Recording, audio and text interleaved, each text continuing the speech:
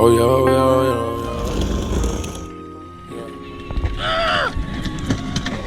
Oh shit. I get mad zooted, I got this bad thing I recruited. My passion is a movie, I say fuck her cause I screwed her. I stay on Miley Cyrus everywhere I go, I'm screwed up. I know my Texas niggas got my back in that for sure. Guys, here it is.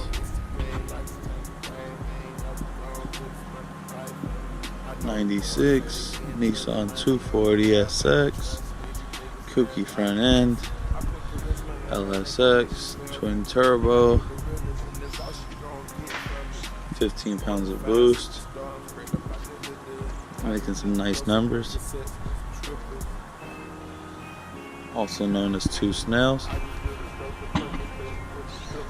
We will be doing the paint job, new body kit, new wheels, more supporting mods. I just need a whole lot of drugs in my system. I just tried acid for the first time.